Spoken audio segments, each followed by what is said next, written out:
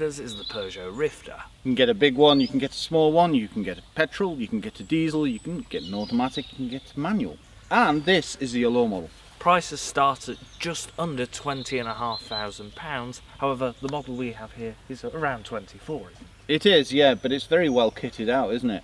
I mean, you can choose from an Allure, a GT line, and what's the other one? The Active, that's the base model. Yes, and yeah, as you can see, it's an LAV, so a leisure activity vehicle, and you can get it in a 5-seater or a 7-seater.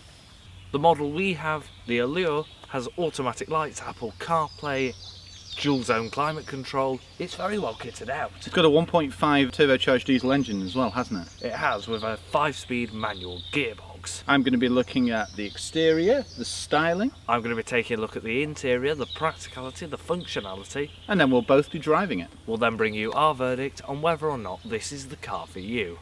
If you like car reviews, the latest automotive news, why not subscribe to the channel? Thank you.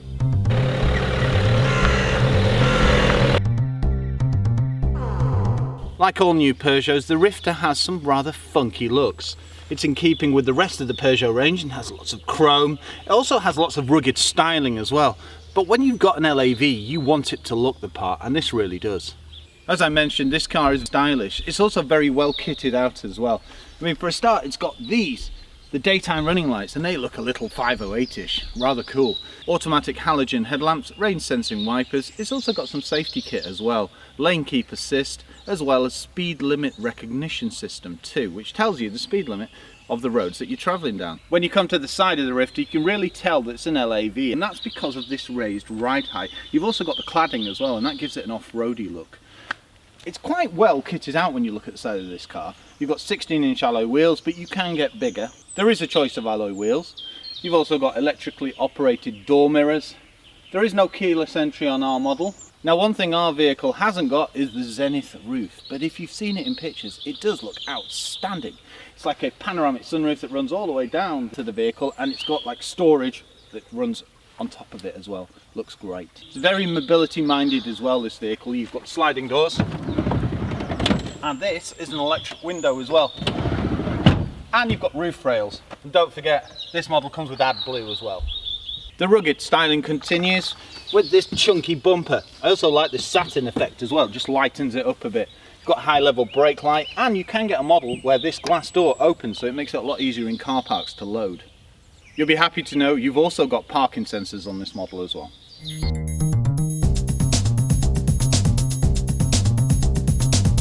Stepping into the Rifter, the first thing you notice is this small sporty steering wheel and the cockpit style layout with this large centre console and the instrument clusters up at the top. You've also got a large infotainment screen. There are a lot of hard plastics, but it's very robust and very well put together. It's lightened up by this metallic blue finish on the centrepiece.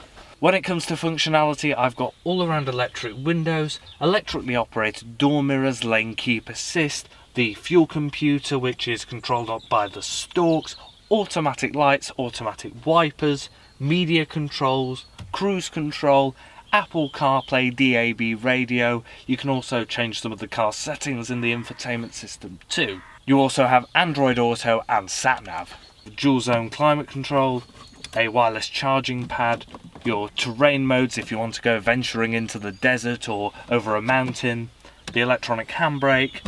When it comes to practicality, I've got lots of headroom and lots of legroom. The seats are very comfortable. All of the adjustment in the seat is done manually, and you even have a pull down armrest. The steering wheel has reach and height adjustment. And when it comes to storage, this car's in a league of its own. You've got large door bins, lots of storage up here, 2 cup holders up on the dash, a little storage tray below the instrument cluster and behind the sat-nav system, as well as a wireless charging pad, a tray here, another storage point down here, a gigantic glove box up on the top, another giant storage area down here where you can put things like your phone. Very impressive. You've even got trays under the seats, and this seat does fold down in some fangled way. Stepping into the back of the Rifter is nice and easy thanks to the raised ride height and these sliding doors. Once you're back here, you could fit 3 adults very comfortably. I'm 6 foot tall and I've got lots of headroom and lots of leg room. I've also got things like a pop-out table, USBs, air conditioning, blinds and electric windows. There is also ISOFIX points and side airbags. Overall, there is a lot of hard plastics, but it's very comfortable, there's lots of space and there's lots of equipment on this car. I really like how much space there is in the back. It would be perfect for carrying the children or even 3 adults. I've done 1,000 miles in this car over the last week or two and it's very comfortable. It's been great on a long journey. I've been going 3-4 hours up and down the motorway. Coming around to the boot of the car, you can't open it using the key, however you can turn the lights on. Once you're back here, you've got a nice big square opening. However, you have got to consider it might be a touch challenging in small car parks. You can opt for a tailgate where the rear glass opens. Once you're back here, you have 775 litres of space with all the seats up. Once the seats are folded down, they are 60-40 folding and the space is virtually flat. Space increases to 3,000 litres. You also have got tethering points. This parcel shelf also has 2 levels, so you are able to have 2 different levels of storage. There is also some additional storage at the side, and a nice touch is I can actually stand under this tailgate, so if you're going to watch the races or go fishing, then you can stand under here, keep out of the rain. There is also a space saver spare wheel underneath the car.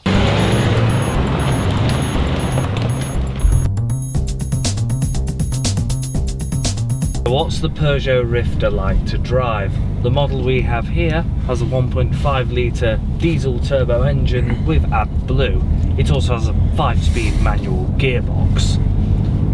It produces around, what is it, 100 PS? Yes, 100 PS. And I think it's very capable. It's torquey enough and able to handle motorway speeds with ease. Well, that's it. I mean, you've done 1,000 miles in this car now, and it's not skipped a beat, has it? Well, that's it. And what I can't get over is the economy.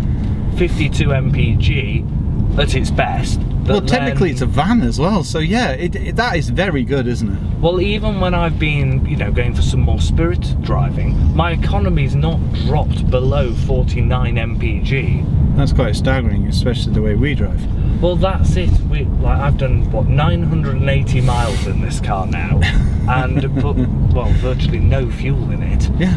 Which is a really nice change for us. It certainly is, isn't it? But yeah, when you get one that's this economical, and it is a joy to drive, isn't it? The thing about this vehicle is its simplicity to drive, isn't it? You just jump in it. Well, that's it. It doesn't drive like a sports car. That's just not what this vehicle is about. No, it's not engaging in any way, shape or form. However, but saying that, the small steering wheel yeah, and the sense of direction the steering gives you and the lightness of it makes it easy, but also... And it's nippy enough as well. Well, that's it. It's engaging enough to drive. Yes. The gearbox has got a nice shift to it. It's quite a short shift for such a big vehicle, really, isn't it? That's it, and it's not notchy either. Best things about this car, I think, is the ride. Yeah.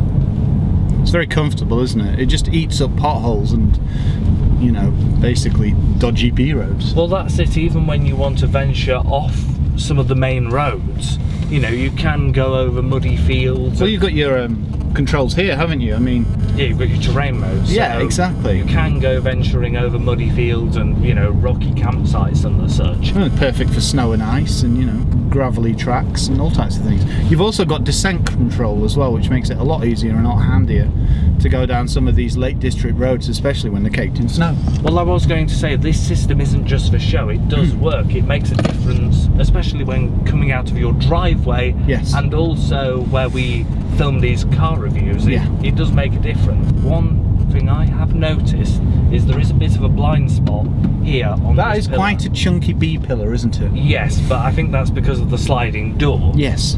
But you do have nice large door mirrors and the rest of the visibility is very good. It is, yeah.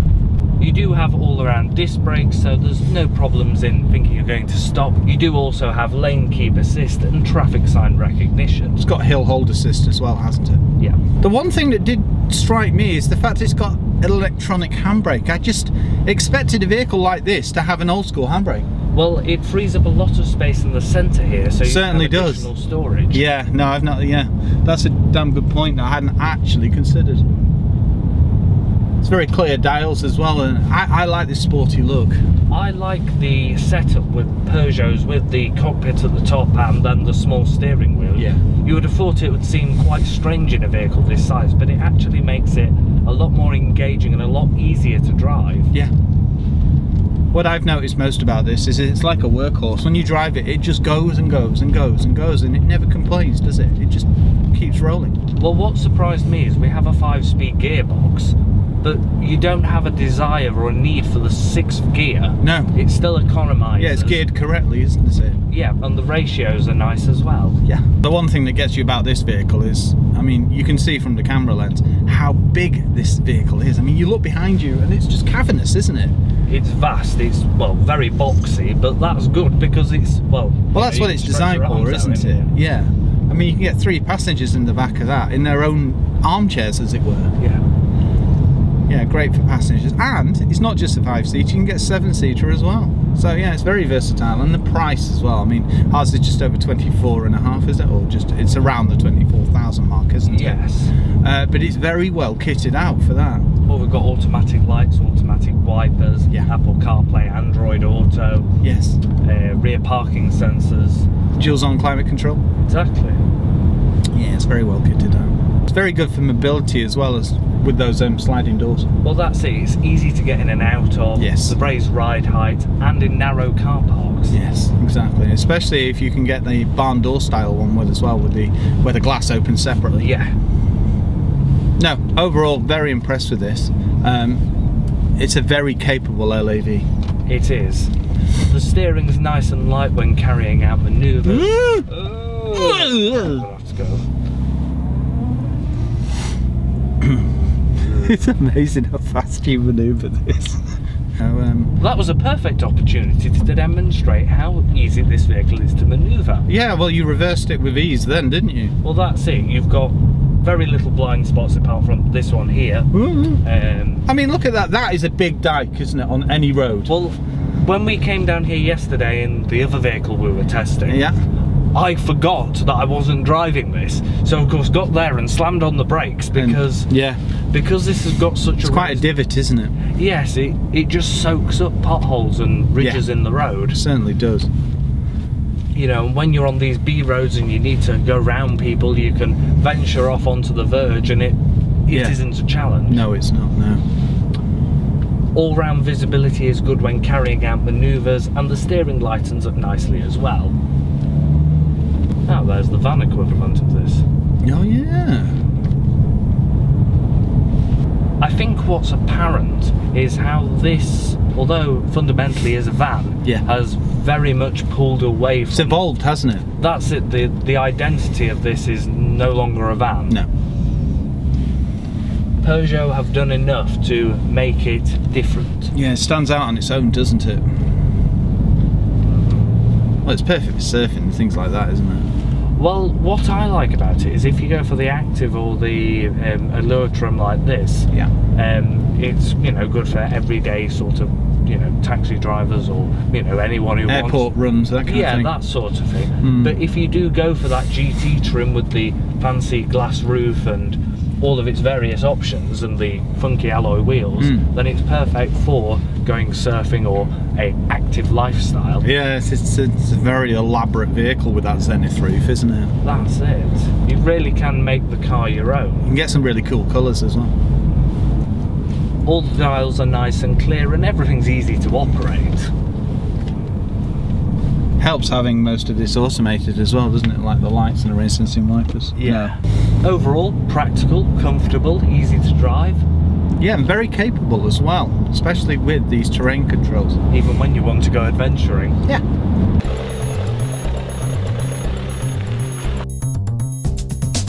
What's our verdict of the Peugeot Rifter?